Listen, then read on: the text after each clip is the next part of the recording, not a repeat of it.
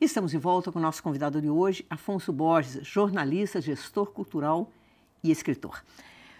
Bom, o escritor é, antes de tudo, um leitor. Eu não conheço escritor que não tenha sido um bom leitor, ou pelo menos um bom escritor, não é? No caso, o que você está lendo no momento?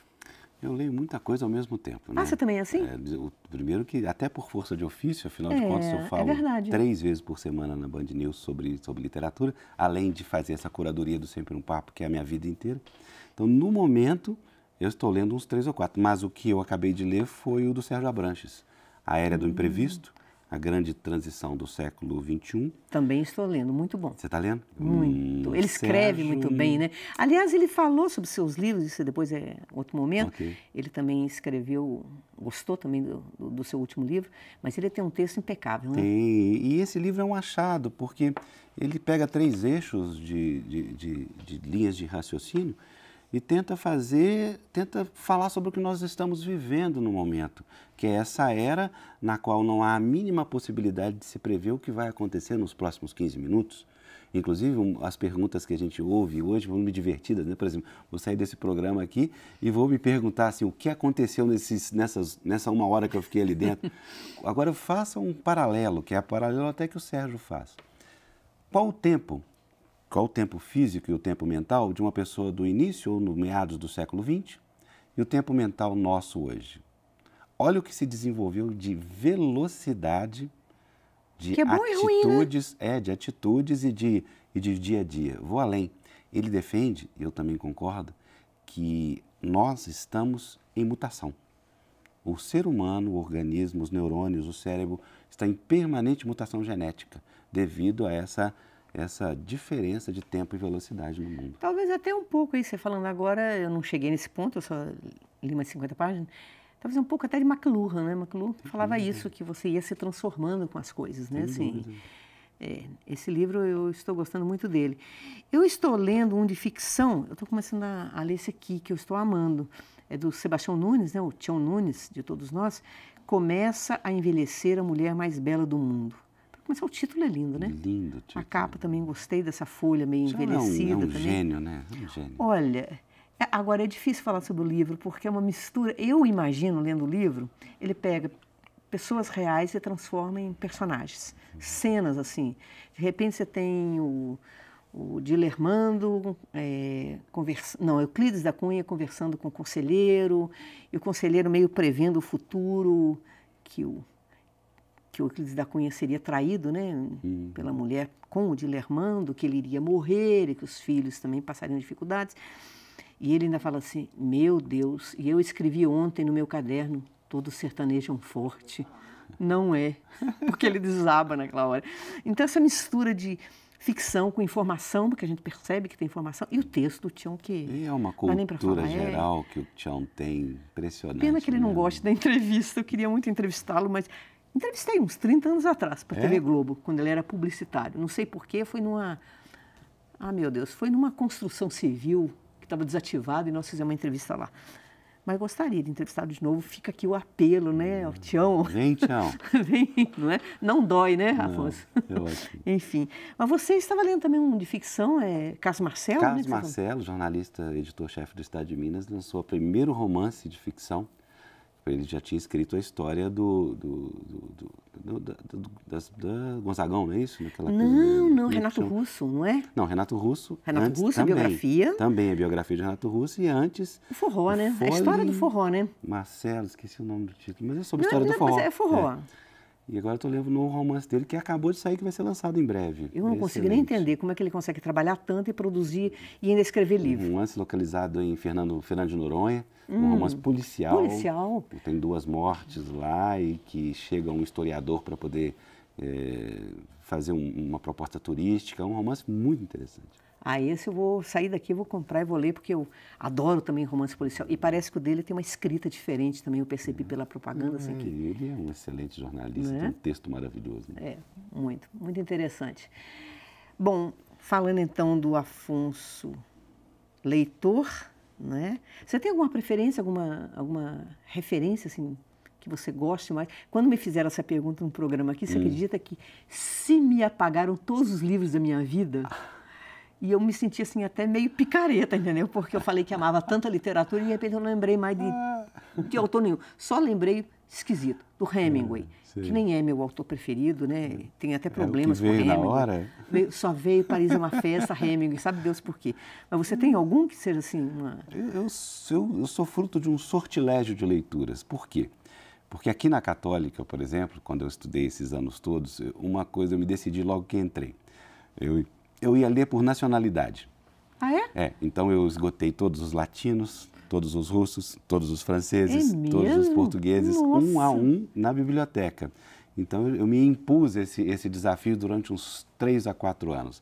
Então li tudo de Gabriel Garcia Marques, tudo de Júlio Cortázar, tudo de Tolstói, Dostoiévski. Dos latinos, E depois Dostoiévski, Gorky. E os brasileiros iam sendo consumidos na minha vida normal. Mas eu tinha um compromisso com aquelas bibliotecas, com aquelas prateleiras ali da biblioteca da PUC. Que é uma coisa maravilhosa também, a biblioteca pública. Sem dúvida, foi importantíssima na minha vida. Eu acho que eu vou voltar a ser sócia, porque assim, o ambiente foi muito importante, eu descobri. Nossa, O Tempo e o Vento, eu li tantas outras coisas boas lá. Eu acho que as pessoas falam que às vezes os livros são caros. Vão à biblioteca, então, sejam sócios da biblioteca, vocês vão ter acesso a um acervo maravilhoso. Sem dúvida, tem que voltar aí à biblioteca, porque acaba com o argumento que o livro é caro.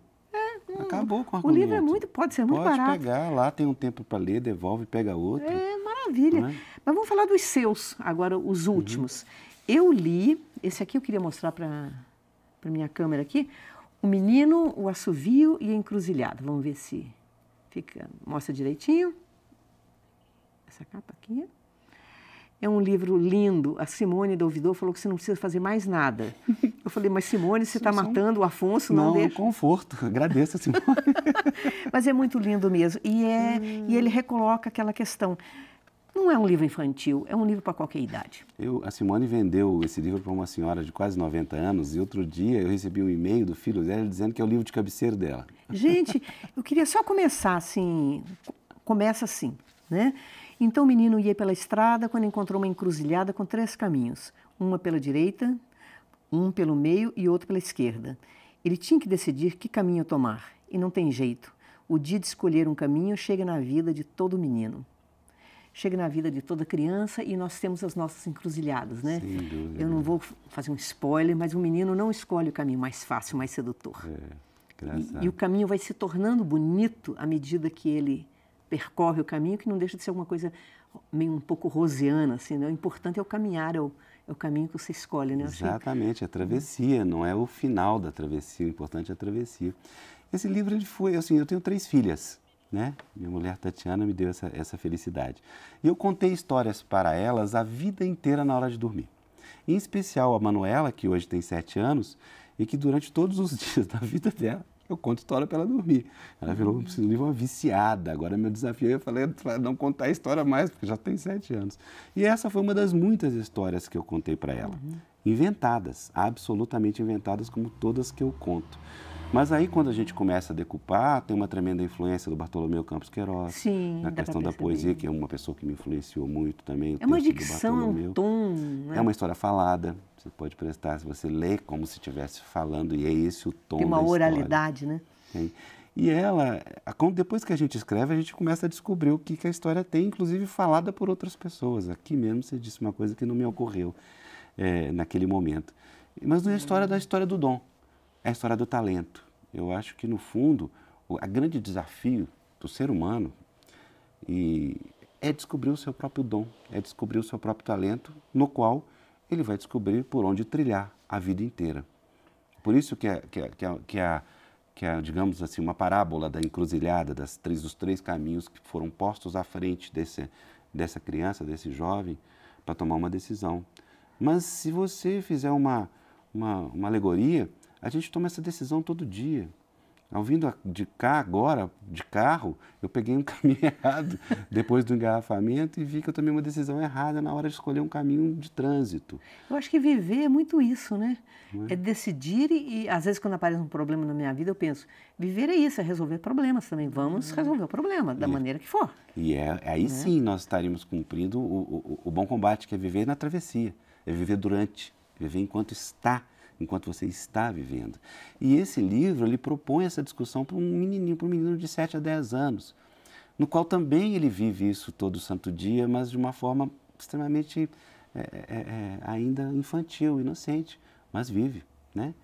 E esse menino escolhe o caminho mais difícil, mas pode ser também interpretado como o mais fácil, né? Depende do jeito que você vê. Por quê? Fácil no sentido de que ali ele desenvolveria o seu dom. Isso. Ali ele cumpriria o seu talento. Porque eu acho que a gente tem que ser honestos com a gente mesmo, né? Assim, a gente tem que escolher o caminho que tem a ver com a gente.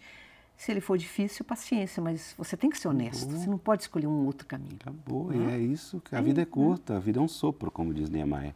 É isso mesmo. Bom, vamos fazer outro intervalo e nós voltamos daqui a pouco, continuando a falar do Afonso, escritor, já com o seu novo livro, um livro de contos. Até já.